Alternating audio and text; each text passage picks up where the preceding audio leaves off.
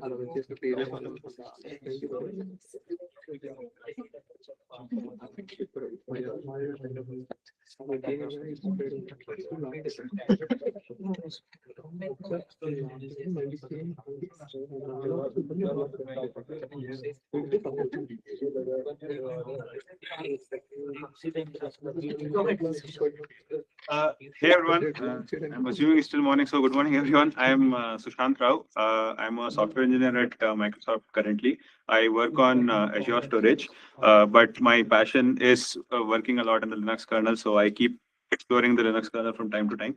So today I'll be covering about eBPF and XDP and how one can achieve high performance networking by using these technologies. Just to give an overview of the agenda, I'll be starting with an intro to eBPF. What exactly is eBPF? How does one write an eBPF program? Then the verifier part, the JIT compiler, and then the final eBPF execution. So I'll cover that, and I'll also talk a bit about the eBPF instruction set, the BPF instruction set, and the VM and everything. But those will be pretty much high level only. We can discuss offline further if needed. Additionally, I'll also be talking about the entire life cycle of a packet in the Linux kernel. So from the NIC to the socket and socket back to the NIC, right? So the full life cycle I'll cover, because then I'll be able to explain where exactly XDP sits, where exactly does the various trace points of eBPF sit, and how do they actually improve performance? Where does it give flexibility? Where does it actually, give us that agility in terms of developing as well? So that will be the main focus of this. So I'll quickly get started. So quickly an introduction to eBPF. So I think all of us know Berkeley packet filter. So Berkeley packet filter was the original socket filter that we had, which used to be used to capture packets, the libpcap essentially. People thought that why can't this be extended to a general purpose, like make it general purpose extensible, right? So that is where the extended part came into BPF and it became extended Berkeley packet filter. So that is essentially eBPF. Now, where exactly or why exactly was the need for eBPF? So eBPF gives you the advantage of making changes to the kernel safely. Safe in the sense you can verify the change, you can ensure that there is no safety issue, etc., etc. So that is the major advantage of eBPF, because it runs in a sandboxed VM, and once you run it in that, you can make changes to the kernel with very low overhead. So you don't have to rewrite the kernel code, recompile the kernel, and so on. So the usual way of making changes to the kernel used to be you make native changes to the kernel, in the sense make proper change to the kernel source code, recompile and build. The other is kernel modules, where you write a kernel module and you load the kernel module in the kernel and then run it. So that used to be the usual way. And one of the major challenges was there was no tracing possible. So nobody had visibility into the Linux kernel's execution. So you could not trace. So let's say I want to look up how does the FIB routing look like or work, right? I could not trace it. There used to be no easy way of tracing that with exact parameters being passed to it, etc., etc. So that used to not be there. So that was one of the major bottlenecks or major issues. So that is where.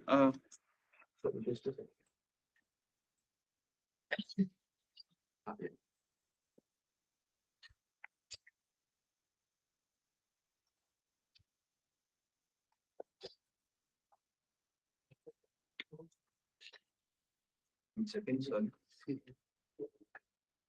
We don't know who's there.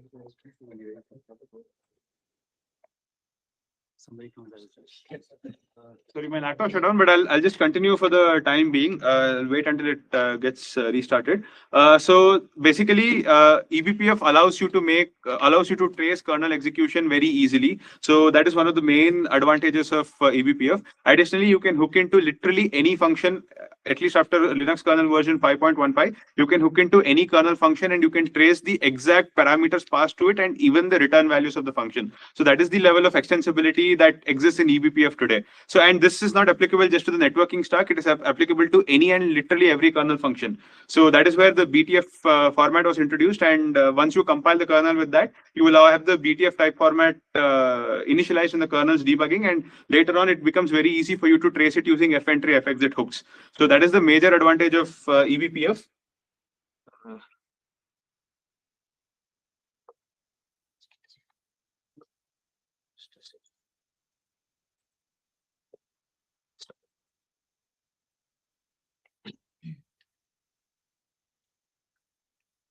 Yeah, just continuing. So yeah, so now you get rid of the need for having to write kernel modules, compile. There's a lot of time that gets spent in doing all of this. Now you don't need to do any of that. Just write an eBPF program, attach it to the exact or specific hook point that you are looking for, and there you can get access to the actual kernel memory. You can read the kernel memory and you can see what is the actual value that is there, that is being passed to that specific kernel function. There are in some cases where you can make modifications also, but that is very much limited. There is not a lot of scope to modify actual kernel memory. So that is one of the major restrictions. We'll get to that later, but that's in essence what eBPF supports. So eBPF brings a lot of capabilities for you to do debugging, extend the kernel code, right? One of the major advantages I see of eBPF is extending kernel code. So you don't have to wait for merging the patch. So let's say you want to quickly test your change. You come up with a new protocol or you come up with some new concept that you want to test in the kernel. You don't have to actually wait to merge your changes into the kernel or make sure that your kernel is not crashing, etc. That entire problem is gotten rid of. When you write an eBPF program, attach it to the correct trace point or hook, you can test your changes easily, and there is no issue even if your code is buggy, because it runs in a sandboxed VM and the kernel will never panic because of that. The kernel is always safe from any and all operations that you do as part of the eBPF program. So that is the major advantage of eBPF, the sandboxed VM that the kernel provides, right? That is the biggest advantage of eBPF. So you no longer have to worry about compiling your changes, whether the changes work, etc. So all of that is gotten rid of. There are, however, limitations, like I said, of eBPF, and we will get to that soon. Sorry, just a second. Let me reconnect it.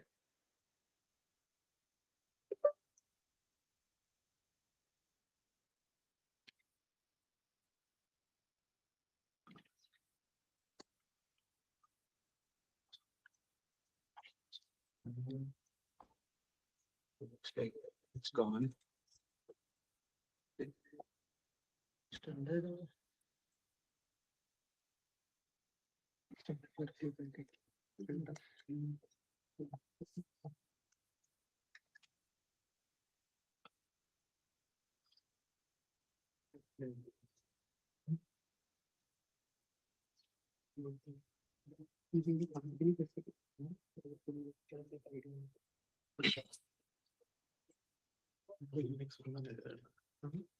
Yeah, so like I've mentioned here, right? So the observability part, the extension of the kernel, right? The safe extension of the kernel, that is the most important part. Because of the because of the eBPF verifier, you can verify all the changes you're making and everything is statically verified. So that is the best part about it.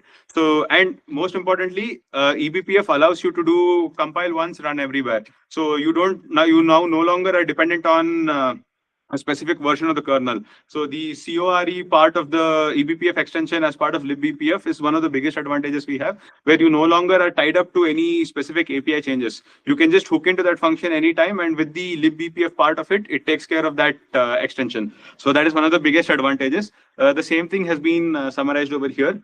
So the key properties, like I was saying, you have the verifier guarantees, then it is JIT compiled to machine code. So once you initially compile using Clang or LLVM, it generates a bytecode. That bytecode is later then JIT compiled into native machine code. So it could be ARM64, x86 64, whichever is your native machine instruction set, it will compile to that. And the most advantageous part of this is it's entirely event driven. So that's where I said hooks, right? So when that hook is executed, it will run your eBPF code. It will inject that native instruction set in the sandboxed VM and run it over there. So that is the major advantage of eBPF. So you don't have to, poll or anything of that sort. Whenever the kernel executes the code, it will automatically invoke your code. Right, so that is the major advantage of eBPF, and then it facilitates data transfer between user space and kernel space. So please note that all the eBPF code that you write gets executed in kernel context, right? So everything is executed in kernel context, which means you have access to certain amounts of kernel memory, etc., etc. Now, once you have looked at that, you would want to transfer the same memory to user space. Like whatever specific data you need, you would want that to be transferred to user space. So that is where the eBPF maps come into play. So that facilitates data transfer between the kernel space and the user space. So that is another very big feature that exists in eBPF. So this is the general architecture. The image is taken from eBPF docs itself. So the user space, as you can see, you can write your user space programs in any language of your choice, right? It can be Go, Rust, whatever it is, right? So whichever you enjoy writing most, you can use that. But the eBPF program has to be written in C and compiled and injected there. So that is essentially what your user space SDKs are, right? So Go, as far as I know, offers a native interface to the syscalls that exist in the kernel. There is a C interface called libbpf that is most widely used. You don't actually directly interact with native syscalls. You use libbpf APIs because that streamlines a lot of your execution model. So that is essentially with respect to user space. Now with respect to kernel space, that is where the eBPF runtime comes into play. You have the eBPF sandboxed VM where the actual code executes. The verifier, like I told you, once you write the eBPF program, you compile it, and that compiled bytecode is validated by the verifier. Once the verifier gives a thumbs up that everything is verified, that your program looks good, it meets all the constraints I put forth, then it moves to the JIT compilation part where your bytecodes get compiled into native instruction set of your corresponding machine. And subsequently, it gets injected into the eBPF VM where your actual native assembly, whatever you want to call it, right, that gets executed. So that is the main use case of, or that is how basically eBPF translates from your user space to kernel space. So whenever the hook point or whenever the hook is reached, automatically your eBPF program gets injected into the eBPF sandboxed VM, gets executed there, and whatever operations you want to perform as part of it gets written to the maps if you choose to do so. Otherwise, it will just do some normal processing that you have instructed it to do. So this is the essential life cycle that I already explained. I'll go to the next part. So this is a very good example of how exactly eBPF code gets executed. So first you write the eBPF program. You can use Clang, LLVM, any compiler of your choice. Compile it into bytecode, the eBPF program. Once the eBPF program is ready, you use the user space APIs. In the sense, you can choose to use any library. You can use libbpf. You can use the Ghost native library that it offers to do all of this. But yeah, it's entirely your choice. Basically, the user space program has to load the program, and that is done using the BPF syscall. As I've mentioned that the BPF, there's a bunch of BPF syscalls that are available, and you use that to load your eBPF program. So there is a loader program and the actual kernel program. So the eBPF program written at the top, right? That is nothing but the program that gets executed in the kernel. Then you also have to write your user space program where this kernel program gets loaded. So that is the major part of it. So user space also plays a very crucial role. It's not just kernel. The beauty is you get to switch between user space and kernel space very easily. So that is the biggest advantage of eBPF. Now, once you use that, the verifier, like I said, will verify all the components. I'll come to the restrictions that verifier poses. Then you have the JIT compiler, which will compile to the native this one. In this case, the example is you're hooking to send message syscall. So there is a static hook that is defined for this, where when send message is called, automatically the kernel will yield context to your eBPF program, and that code gets executed in the sandboxed VM. So now, as part of the sandbox VM, you can do anything. So if let's say it's about send message, you want to record the buffer that has been sent, you can send that to eBPF maps, or you just want to record which socket sent it so that you can map with the PID or anything. You can do literally anything. So as long as the corresponding data structures of the kernel are made available to you, which it is as part of the kernel execution, you can store any information that you want and pass it to eBPF map, right? Once it goes to eBPF map, your user space can now start consuming this data. So that is how the entire translation happens from user space to kernel, kernel back to user space. So that is the beauty of eBPF. So you get to write everything in user space, you sit in user space and do everything, but at the right time, right moment, it switches to kernel, gets the kernel context, whatever it is you want to store it in eBPF maps, move it back to user space, in the sense, consume it from user space and get going, right? So that essentially makes your entire operation very seamless. So that is where the beauty of observability, monitoring, debugging, everything comes into play. So whatever it is you want recorded, you can record and you can later on analyze it. Which is what we used to do with packet captures. So initially in BPF, you would just specify the filter. It would essentially translate to the machine code and the packet matching and everything used to happen. Now, instead of that, you get to hook into every part of the kernel. That is the beauty of eBPF. Now, coming to verifier. So what exactly is, so I kept talking about eBPF verifier. So what exactly is eBPF verifier? So eBPF verifier is very, very important and it enforces static verification. In the sense, there is no runtime evaluation of any sort. So everything has to be statically proven that this will work, right? That is the main point. So what exactly does that mean? You cannot access unbounded variables. You cannot do arbitrary pointer access. Everything is validated. I'll show the control flow graphs that it generates. So that is essentially what it does. So out of bounds was that only. Then you do not have support for loops. Initially it was loops itself. Now it is being called as unbounded loops. So if you can define statically that 512, let's say, is the maximum number of executions I'll be able to do, then verifier will allow it. If you write a runtime dependent loop, it will not pass. So let's say you have a DNS packet. So a DNS packet can contain multiple queries, right? Like let's say it's a query DNS packet. Now once you send that, it can have multiple requests, like multiple host names in the packet. If you say that I will determine that at runtime, the verifier will say no, that is not allowed, because it has to verify the native instruction set that will get generated after this. It has to make sure that the execution is always bounded. There is no way you run into an infinite loop. So if let's say there is a bug in your program, or if there is some invalid value in the DNS packet, then you will end up with an infinite loop, which is not permitted as part of this, because the sandbox VM is very limited in its capability and it is not to be messed with. So that is why this restriction is there. So you can write bounded loops, nothing but statically bounded, in the sense at static compilation time, you should be able to correctly say that this is the number of iterations my loop will do, because that essentially translates to 100 times writing the same instruction, right? That is essentially what the loop will translate into. So that is why unbounded loops are not allowed and only bounded loops are allowed. All paths must be safe is the same thing, that every code path, that every state that is possible will be verified, and it will make sure that there is no issue over there. Then the helpers, right? So with BTF and all of that, this restriction is automatically taken care of.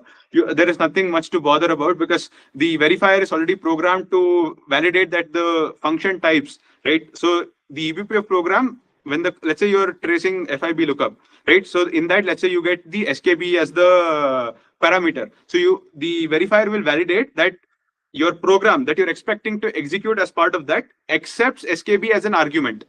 Right, that is what essentially that validation is. And then there are also some libbpf helpers that exist, and even those are validated. So that is in a sense what happens. And yeah, so your eBPF program, once compiled, will also generate the control flow graph.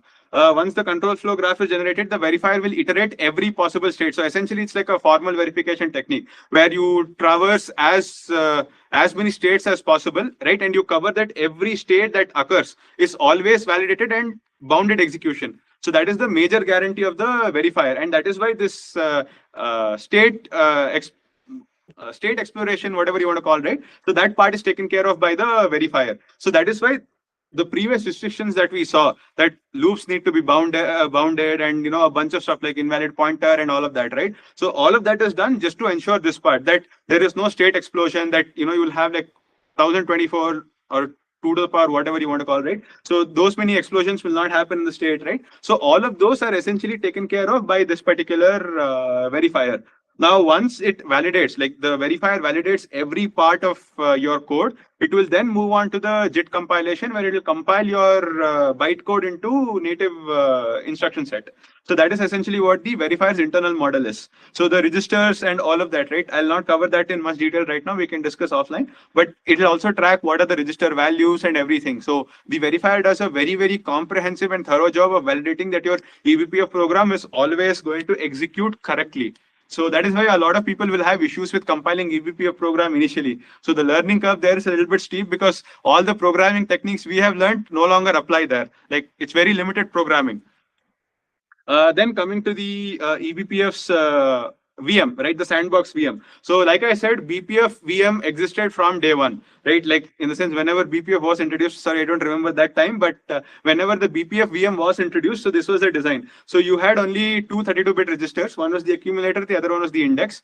Then you had just 16 auxiliary memory, this one of 32-bit, right? So it was just to store some arbitrary memory that you wanted. So just an additional memory that existed. So this was a very, very limited VM, and the number of instructions that it supported also was very, very low. It did not have basic ALU operations also. It was like very, very limited. Very limited instructions were supported in the BPF VM. Now, when eBPF came, they said, why put all of these ridiculous restrictions? Let's generalize it. So that is where they brought in the general purpose registers. So R0 to R10, right? So there are 11 registers. And all of them are general purpose registers. Then you also have a stack. So in BPF VM, you didn't have a stack. Now that is where the program execution is allowed with this stack. Right now, once you have a stack, you can store some variables in that stack and you can process it. So that is where the stack came into play. And then finally, like I said, eBPF maps. I'll get into the specifics of eBPF maps a little later, but this is in essence the design of the BPF VM. Right, so this is the explanation of every register. So R0 essentially contains the return value of your eBPF function. R1 to R5 stores your arguments. R6 to R9 will save the context that is needed, and R10 is a read-only reference to the stack pointer.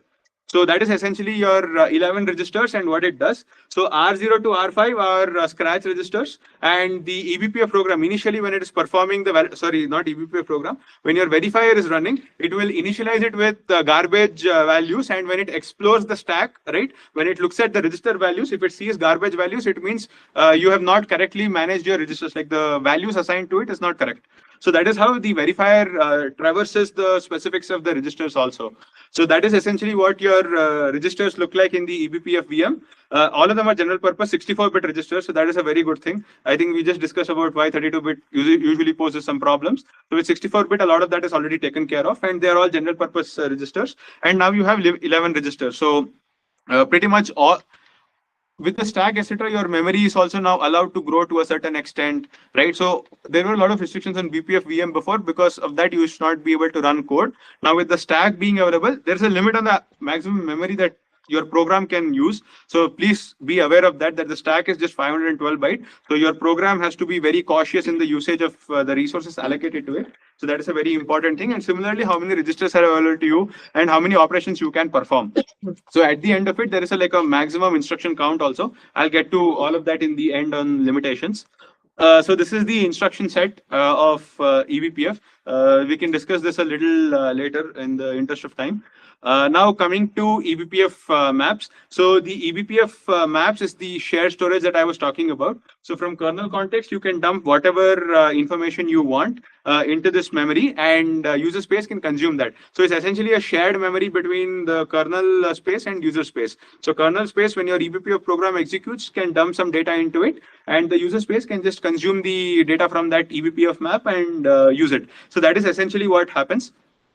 Please note, all of this memory is allocated as part of your loading program. Like depending on the type of BPF map, the memory allocation happens at different intervals. And another very important thing to note with respect to allocation is once allocated, the resize resize is not very easy to do. Like the resize operation is not straightforward. So once you allocate, right, you have to be very cautious as to how much memory you're allocating. You can't allocate like full RAM just to this, right? That will not make sense. So you have to be very cautious in how much memory you assign initially. So a lot of calculations have to go in before you use the eBPF maps, because they are not dynamically resized. It's not like, you just use an array and when you feel like you expand it. That won't happen because these are all exposed from the kernel. It is not a straightforward thing. All of this is available in the kernel's memory, right? All of this is managed in the kernel's memory. The user space can consume it via the syscalls. So that is how this implementation exists. So everything, the struct BPF map that is actually implemented is in the kernel. It is not a user space construct. It is a user space construct only for consumption. User space does not actually own, maintain anything else that it does on the BPF map. Everything is kernel mapped. I have one question. So, do kernel have some configurations to for these storage and all? So in a sense, you have to configure it. So that's where I'll just like your question is. So these mappings and all memory, what kernel will give. So do we have a configuration pre Yes, the loader has to specify how much size you want allocated. No, but kernel also, while compiling kernel, that time No, also whatever you give it memory, it'll allocate that much. So that is why I said you have to be very careful in terms of asking what would be the limit. Yeah. So like, is there any configurability in kernel while compiling kernel that okay, my maps would be like means using this much? No, you can't configure that. Like kernel does not enforce any restrictions. So in this, right, so in eBPF, kernel has barely any restrictions. All the restrictions that come are from the verifier only. So kernel doesn't impose any restrictions. Now with respect to memory also, right, kernel will allocate as much memory you ask it. Unless of course it goes beyond RAM, then it will say it's not possible, practically not possible. So you don't allocate that much, and your loading itself will fail depending on when the memory is allocated. Some are allocated when the first entry you're trying to put, that is when it actually initializes the memory and inserts the event. But in majority of the BPF maps, it is allocated at loading time. So when you load the program, you specify which maps are there. That map gets allocated at that time through the kernel's allocation. So that is essentially what I've explained here. So that is the struct BPF map. So there is the type, the key size, value size, right? Key size is nothing but your data type size, not actual this one. So key size, type size, then max entries. That is the thing. So it's essentially a key value store, and what is the number of max entries that are permissible. So kernel just stores that. There is no enforcement of any configuration that I at least know of. So that is essentially what happens there. And that is where the ref count is also maintained. So how many of them are accessing this BPF map? The ref count will be updated till that much. Like you can have multiple eBPF programs writing to the same eBPF map. So that is not an issue. So the ref counts will just keep getting incremented. So that is what BPF map in the kernel looks like. So that is the kernel structure. That is where it maintains that this map exists. Now, there is also something called as BPF file system. So it's just a part of the virtual file system. All it does is it exposes the kernel memory. It is not actually stored anywhere. It is not durable. Please note, eBPF maps are not durable. They are never persisted to disk or anything. So in no way you can say that the eBPF maps data is durable. So it is valid only till the RAM is valid. So if your RAM burns out, any hardware issue, your map is corrupted and it is gone. You can't do anything about it unless you are expert in recovering the wrecked memory. So so please note that the BPF file system, it is just a flavor of consuming via file system. That's all. So essentially, it's called pinning. So what you do is so all the ELF objects and everything, right? Everything is written to sys/fs/bpf. So all your eBPF programs are available over there. Like the information that is needed for your eBPF program, that is available in this particular file system. So this is all stored only in kernel's memory. It is not actually persisted anywhere. It is not persistent storage. It is just a transient memory for you to do some operations. So that is what essentially BPF-FS is. Now BPF-FS exposes some syscalls. In the sense, the syscalls are routed through this virtual file system. So when you do like map lookup element internally, there is a specific sys BPF read that will happen, which will read the memory with the file descriptor you specify to it. So the file descriptor also, right? So there is a file descriptor which essentially maps to the map pointer. So here you will see something like sys fs bpf / my map, some nonsense thing like that, right? So that is essentially the virtual file descriptor, you can say. So it's just namesake. It's just a flavor, so to speak, right? Essentially, it gets translated using the function I have written there to the actual memory, the map pointer in the kernel memory. So that resolution happens as part of the syscall. That is not actually exposed to the user space. In the sense, even if you know where the kernel memory is going to be allocated, if you specify the address, the verifier will reject it because it says this is an arbitrary read of the memory, because it doesn't know. It has to be resolved at that time. Only then will it be able to verify that yes, this read is actually valid. So that is why if you try to do like directly passing address and all of that, it will not work. So you have to be very careful about how you use it. So that is why this flavor exists. So you read only through the syscall, And in that syscall, you give it the file descriptor, but that is internally mapped to the actual kernel memory, the pointer where the actual kernel memory sits, right? That is where it goes to. And then there are a bunch of eBPF map types, operations that are allowed, and I've mentioned the same over there. We can discuss that later, like when we are looking at the slides. So there's like a bunch of helper functions that exist to perform various operations on the eBPF map. But please note, nothing is durable. Everything is in kernel memory. Everything is mapped in kernel memory, and that gets exposed to the user space. Essentially, you can call it as memory mapped, but the memory's structure itself is very, very weird. So without the actual memory being available, you will not, like, without actually knowing what is there in the header and everything, like, you have to keep track of what is the header, how much, like, what is the size of the header, what is the values stored in the header, right? Unless you are able to parse that, you cannot directly memory map it. You can try it. It's a very good experiment, but believe me, it's one of the hardest things to ever do, because you cannot directly read that. Like, you can do memory map. It's essentially available to user space via memory map, but you cannot actually consume it straightforward because there is a lot of headers written, and you need to correctly read the header. You need to take care of memory barriers and a whole bunch of stuff. So all of that is made available to you easily by libBPF. So please make use of libBPF. Don't try to do all of this unless you're very enthusiastic and want to experiment. Yeah, so these are the different type of eBPF maps that exist. So there is a regular hash map, then an array, per CPU hash. LPM try is one of the best things if you want to implement routing. So if I don't know how many of you know Cilium's eBPF host offload routing. So that is offered through this itself.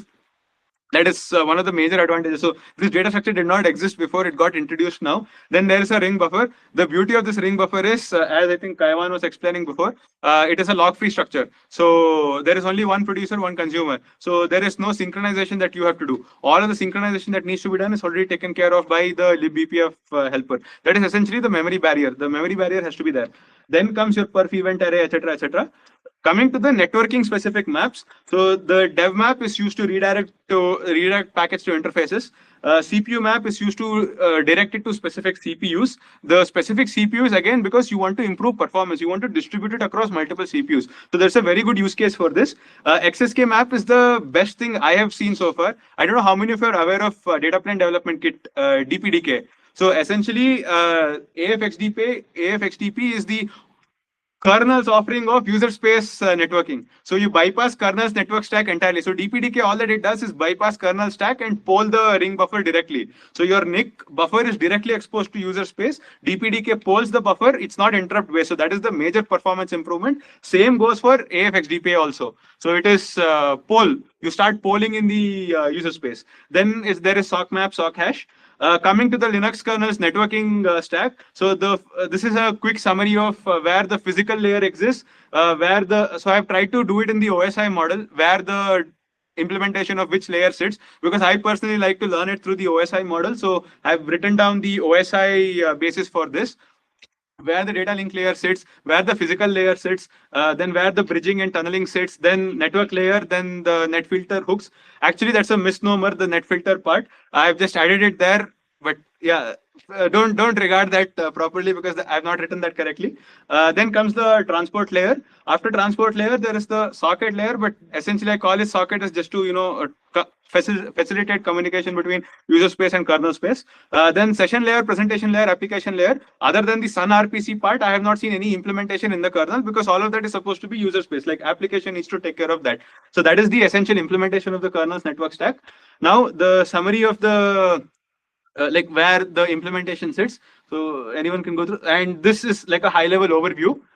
Coming to the specific implementation of the kernel's network stack. So you have the, so when a packet is received on the NIC, right? So this is essentially the flow of packet processing in the Linux kernel's network stack.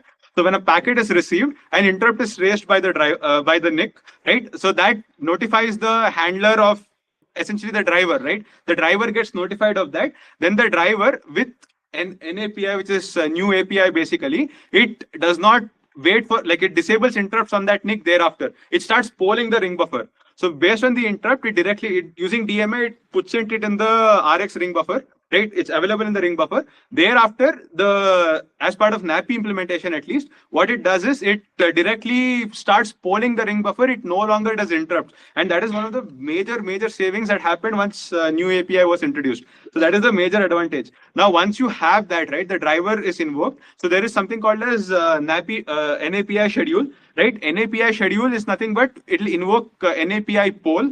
Okay, NAPI poll will then invoke the net RX action, which is nothing but the driver's polling code. So every driver will hook into this, and they will write their specific code for polling. Like essentially, that is where the invocation happens of NAPI poll. And thereafter, the SKB is received. And once the SKB is like as part of the SKB received, right? So the driver itself does alloc SKB, right? Allocating the SKB, the SK buffer. So SK buffer is the standard context across the entire kernel's network stack. So except XDP, right? Everybody else uses only SKB. Like to the extent what extent of information is available in the SKB is a different thing, but SKB gets allocated right at the time of receive. Like once the driver gets the packet, it will allocate SKB. And from there on, it starts pulling out the headers. So this is what is essentially explained here. One very quick note is, as part of the NAPI poll, before allocating SKB, that is where XDP runs.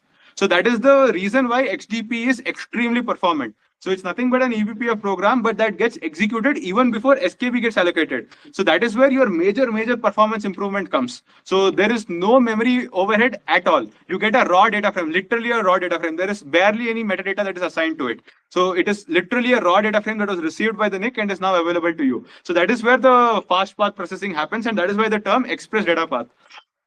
So this is the SKBuf design, where you have the data pointer, the tail pointer, and everything else. So this is just a continuation of that. So there is a socket stored in that. There is a network device, like on which it was received, on which you kicked it out. So all of these get populated once the entire kernel's network stack is iterated. Now here is where the receive pass network layer comes. IP receive. This is for V4. There is the V6 implementation also. As you know, there is V6 today. So V4 is nothing receive. There 6 is suffix to it. So that is essentially the equivalent of V6. Similarly, you have the IP tables hook, pre-filter hook. So this is essentially a hook. Just like how eBPF runs, netfilter used to do the same thing. It used to hook in one place in the kernel's execution. That is the thing. Then you have the receive finish, and after that it does the routing. And once the routing is done, like it decides the routing, it now goes to transport layer. Transport layer has a whole bunch of implementation where it has to validate a lot of things in the TCP protocol or UDP, whichever it is. So instead of TCP v4 receive, you will also have UDP v4 receive. So there are equivalent implementations for TCP and UDP. And then this is the rest of the processing stack. We can discuss later. For the sake of time, I'm moving ahead. And then the application layer. Application layer is nothing but you dump it in the socket and kernel says, I'm done. After that, the entire processing is offloaded to the user space, the application itself. So that is the responsibility of the application, and this is the entire RX path. So in this, whatever I have shown, you can hook into any function. So if you're interested in routing, hook into IP layer. If you're interested in TCP congestion control, hook into TCP. You can hook anywhere you want, right? That is the beauty of eBPF, and you can very clearly and like you get a full visual of how exactly the packet has traversed through the whole thing. Then comes your TX path. So the user space dumps it into the socket. From the socket, you then go to the network layer. From the network layer, you then go to the transport layer. Transport layer stuff gets added. Once transport stuff gets added, you now move it to the transmission. And once you, the network layer. And from network layer, you now go to the devices transmission. Here, one very important thing to note is the queue disk, the queue disciplines. So that is an extremely important addition for 2 or 3 reasons. One is traffic shaping. It does a wonderful, fantastic job in traffic shaping. Traffic shaping, then enforcing fairness, improving latency, improving latency, reducing jitter, right? So it does a whole bunch of stuff. So that is where the majority of your network's performance comes. So that is where the queue disks play a role, and that is from where the transmission takes place. Now, what exactly are queue disciplines? So queue disciplines are nothing but where you queue the packets and you start enforcing guardrails that only one process cannot start eating all the bandwidth, right? So if let's say you have a 1 Gbps network interface card, it does not mean that only one person can eat away all the bandwidth, right? So that is where the fairness part of it comes into play. That is one of the aspects of it. And then actual traffic shaping. Let's say you want to punish packets that are coming very aggressively. You give it more queue delay, or you just drop the packet, right? So that is where these queue disciplines make a difference, because they map all the packets in their corresponding queue. Okay, so that is what essentially queue disciplines are. They keep kicking out in and out the packets, and this runs only on egress. Please note, there is a default one in ingress. It does not do any traffic shaping because it is an empty queue. Like there is literally no queue. Namesake, there is a queue discipline, but there is no queue. So you cannot shape traffic properly in ingress. However, you can do some filtering. Like you can do filtering. You can do you can assign classes where it gets mapped to a later state and all of that. So those things are possible, but that is the extent of it in the ingress path. In the egress path, that is where the QDiscs play a role. The classes QDiscs are the best example. So by default, Debian, Ubuntu, and all of these, right, they run FQCodel. Today, they're planning to switch to FQPy. I don't know when that change is going to happen. I think OpenWrt has already done that. I don't know when the other distributions are going to go to FQPy. But yeah, a bunch of them have already moved to that. So this is where the fairness is introduced. So FQCodel is the actual AQM algorithm that ensures fairness for your implementation. Wrap up. Sure. So I'll just quickly cover the AF XDP part. We can discuss the stuff later. Yeah. So these are the hooks that are available in the network stack. We can discuss the TC subsystem and this later. But yeah, so these are the available hooks in the Linux network stack. So XDP, that is the fastest. There is no SKB allocation. Then there is TC ingress, where the ingress happens. Then there is TC egress, where I was telling you about the packet getting queued and then kicked out. Then there are socket filters, C groups. So how many of you know Cilium? That is where your hooks are actually present. So all Cilium's networking majorly hooks there. Then you have kernel probes, user probes, fentry, fexit. After fentry, fexit, I don't know anybody who uses kernel probes or user probes, because there is not much advantage to using those. Yeah, so this is a quick reference taken from Red Hat's blog itself. So this is where the XDP sits, TC ingress and TC egress. So this is the actual implementation that looks like, right? So this is with respect to that.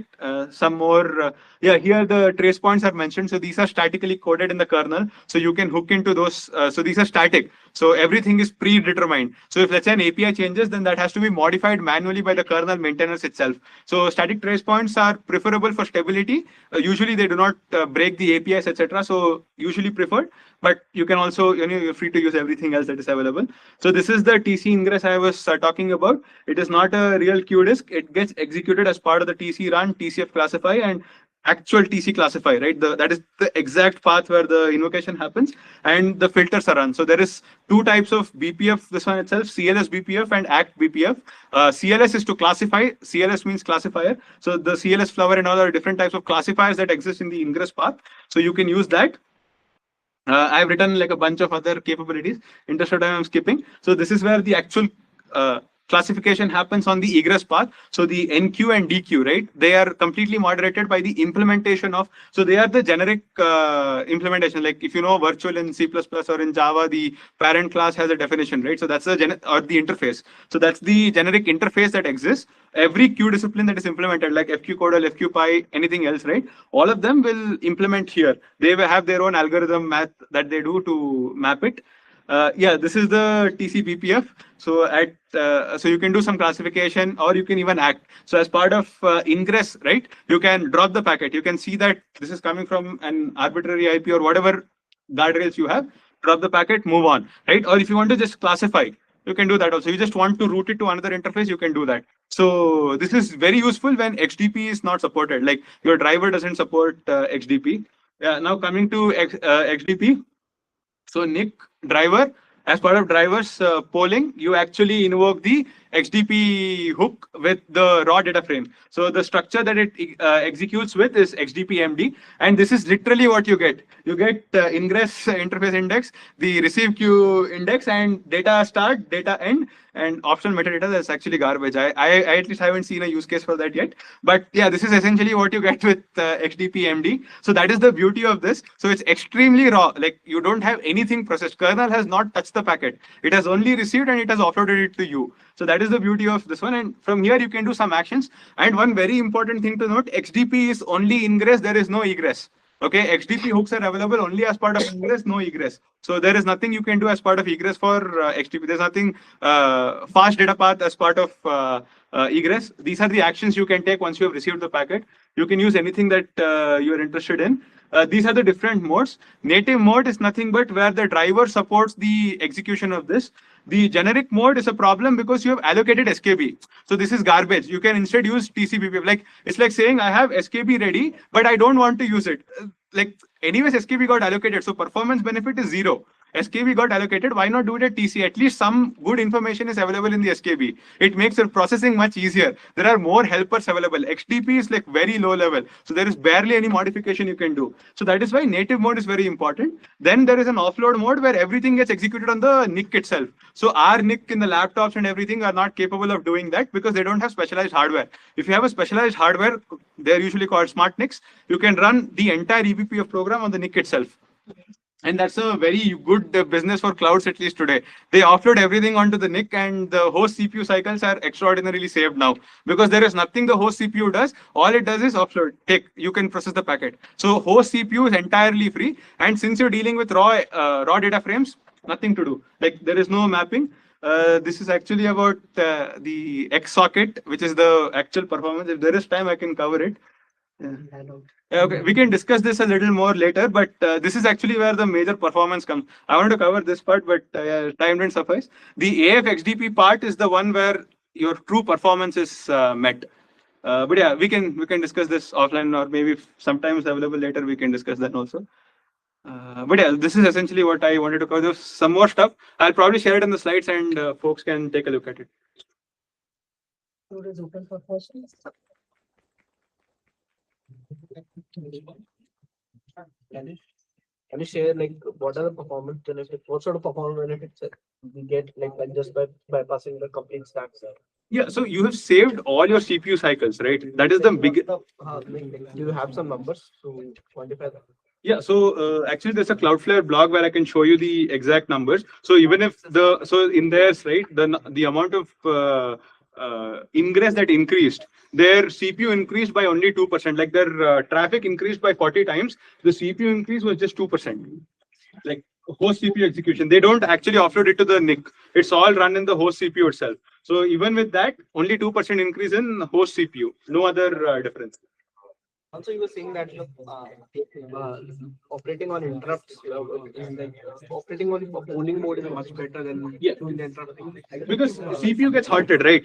So your CPU gets halted, and that is a very bad thing. So it has to read the memory and then write it. Instead, you can directly, like the RX ring buffer is memory mapped between the kernel and the NIC. Okay, so like it's a shared buffer that is available. So you can directly move the data into the buffer, and from there you can just poll it. Otherwise, with interrupt, you have to keep pausing. That is the problem. And there are like a lot of frequent interrupts. Yeah, if every time if you want to do 10 GB based processing, it is impossible because every time interrupt comes, your core is wasted. Like the core is paused. To whichever core it gets assigned, it gets paused. So no use.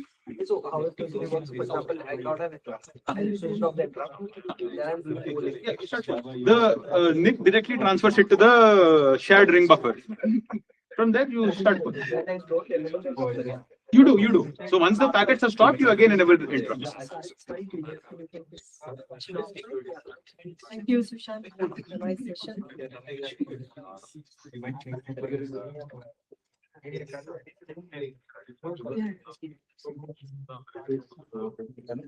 This is